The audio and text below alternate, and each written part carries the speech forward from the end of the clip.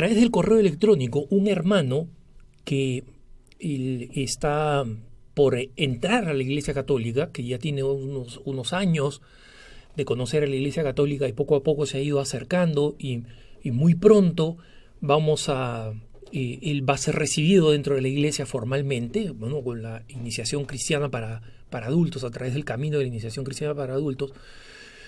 Me cuenta que ha estado formándose cada vez más gracias a recursos que encuentra en Internet y ha estado también practicando devociones que le están ayudando espiritualmente mucho.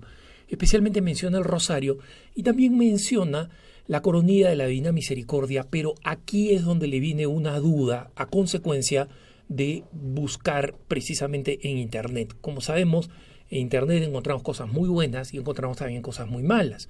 Y las cosas que ha encontrado es el cuestionamiento que le hacen algunos grupos tradicionalistas a la devoción a la Divina Misericordia, señalando lo que pasó al inicio de la devoción de la Divina Misericordia. Entonces el hermano me pregunta, ¿cómo así San Juan Pablo II proclama santa a Sor Faustina Kowalska, a Santa Faustina Kowalska, y establece la fiesta de la Divina Misericordia, como sabemos, el segundo domingo de Pascua, ¿no? Tal como las revelaciones le habían pedido?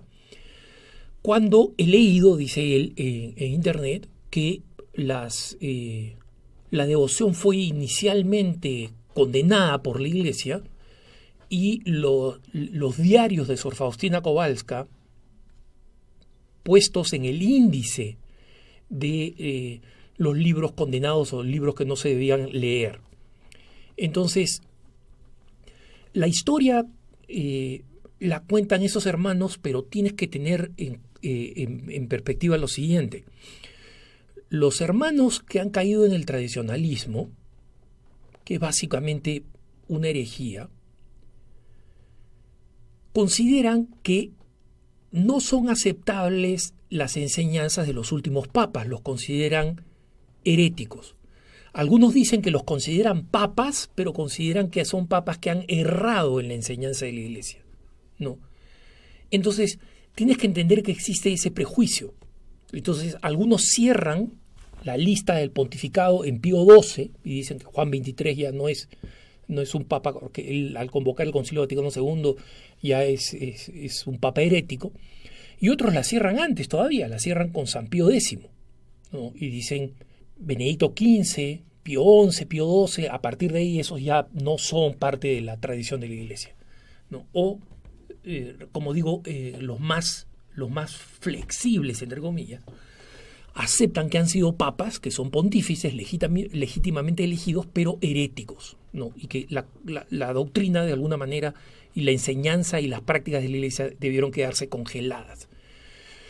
Cuando San Juan Pablo II introdujo el nuevo grupo de misterios que rezamos todos los días jueves, los misterios luminosos, estos grupos se quejaron diciendo que estaban cambiando la tradición de la Iglesia, pero justamente quien estableció que se rezara el rosario fue un papa. Y con ese papa no se paralizó la autoridad pontificia. Entonces otro papa tiene la potestad de decir, vamos a reflexionar, sobre todo cuando los frutos son magníficos. Entonces, eso es lo que primero tienes que tener en cuenta, hermano, el prejuicio de estos hermanos que dicen, bueno, esto quedó condenado, claro, pero para ellos la doctrina no ha cambiado y las decisiones de la Iglesia tomadas por los papas siguientes, a donde ellos paralizan la doctrina y las prácticas de la Iglesia, no solamente la doctrina, descalifican a estos pontífices. Nosotros, los católicos, no lo hacemos. Los católicos seguimos creyendo en la sucesión pontificia y seguimos creyendo en la doctrina pontificia. Y en consecuencia, sabemos qué es lo que pasó con Sor Faustina Kowalska. La primera traducción del polaco al italiano, el polaco es una lengua muy compleja, muy compleja, ¿no? Y donde, por ejemplo, el color cristalino manchado de sangre, que, como sabemos, ¿no?, los rayos de la Divina Misericordia son de este rojo y de este otro color cristalino manchado de sangre, es decir, un color medio rosa. Pero cristalino manchado de sangre tiene un nombre en polaco, ¿Cómo traduces eso? Date cuenta de la dificultad de traducir del polaco. Bueno, estas revelaciones que son muy precisas y los diarios de Sor Faustina que son muy precisos en el polaco, fueron fatalmente traducidos al italiano por una persona muy piadosa, pero sumamente incapaz en su traducción. Y en consecuencia la traducción original que llegó al italiano era una traducción monstruosa y plagadas de herejías que los originales no dicen. Entonces, las objeciones preliminares que determinaron que la devoción fuera paralizada y que luego la traducción fuera considerada una traducción herética, o mejor dicho, un documento, un libro herético, se debe a esta mala traducción. Cuando el libro es traducido correctamente, el texto de Sor Faustina Kowalska comienza a decirse, primero, hay un abismo entre este texto bien traducido y el anterior mal traducido, y este texto es un texto que suena razonable y que no tiene ninguna oposición a la doctrina fundamental de la Iglesia. No tiene ninguna oposición. Jesucristo representado con estos dos rayos, ¿en qué medida es algo negativo para estas personas que, sin embargo, aceptan el Sagrado Corazón de Jesús, que en su momento también fue una locura? Cuando se le reveló a Santa María Margarita de Alacoque, había un grupo muy grande de fieles opuestos a que se representara a Jesucristo con el corazón afuera.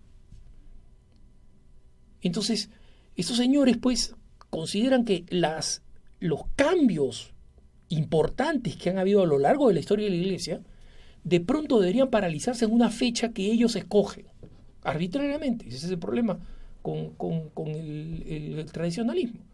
Aquí se acabó. Nosotros los católicos no creemos eso.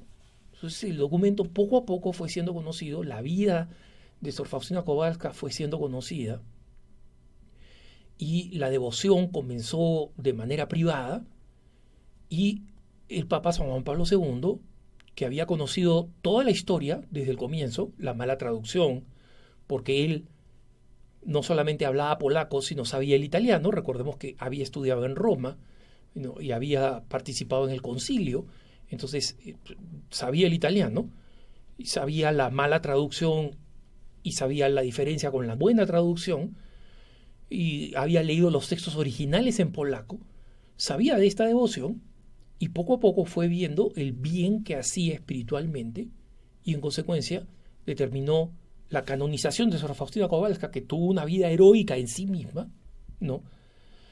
Y luego otra cosa distinta a la canonización, que es la proclamación de la fiesta de la Divina Misericordia, un paso distinto, un paso adicional, porque tengamos en cuenta que la Iglesia ha canonizado o beatificado a varios videntes, ¿no? Y de estas experiencias de videntes ha señalado que estas visiones no tienen nada que se oponga a la fe, pero nunca han dicho esta es doctrina de la Iglesia Católica, estas revelaciones son doctrina de la Iglesia Católica, ¿no? Con Catalina Emmerich, por ejemplo, o Santa Hildegarda de Bingen, o sea, ellas han tenido revelaciones sobre el purgatorio, sobre cómo fue la pasión del Señor, etcétera.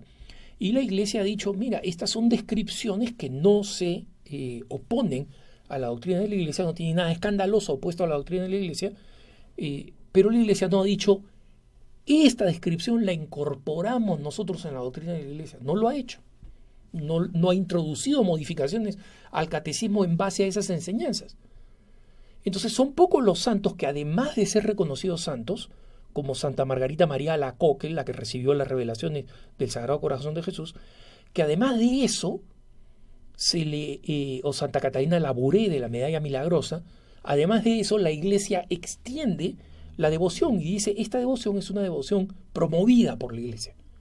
Y establece una fiesta para el Sagrado Corazón de Jesús, una fiesta para el Inmaculado Corazón de María, y establece una fiesta para la Divina Misericordia el segundo domingo de Pascua, como pidió el Señor en las revelaciones a Sor Faustina Kowalska. Entonces, el prejuicio de los hermanos de creer que lo que disponen unos determinados papas después de los papas que ellos han elegido como el papa final, digamos, ortodoxo final, ¿no?, hace que ellos no entiendan y que denigren las decisiones de todo tipo tomado por esos papas que siguen. Entonces, uno simplemente tiene la decisión que tomar: ¿le creo a la iglesia o le creo a estos señores? Porque al final es un tema de interpretación. ¿Quién interpreta la historia y la tradición de la iglesia? ¿La iglesia misma a través de sus autoridades constituidas por el Espíritu Santo, como es el Papa, como es la sucesión apostólica, o le creo a estos señores que en muchos casos siguen a alguien que rompió la unidad y entró encima? Entonces, esa es la pregunta. Y tú que estás ingresando a la Iglesia Católica, tienes que saber que lamentablemente existen estos grupos, pero que eso no es lo que cree la Iglesia Católica. La Iglesia Católica se ha enriquecido enormemente con los beneficios de la devoción a la Divina Misericordia, enormemente. La cantidad de personas que han venido a la Iglesia por la Divina Misericordia, la cantidad de personas que se han reconciliado con la Iglesia por la Divina Misericordia, es una cantidad sin número. Y el Papa, sabiendo de este bien espiritual, decidió extenderlo a la Iglesia Universal estableciendo una fiesta. Entonces, sigue haciendo la capilla de la Divina Misericordia, porque vas a obtener mucho fruto espiritual en tu preparación para ser recibido en la Iglesia. Que Dios te bendiga. Que tengas un buen día.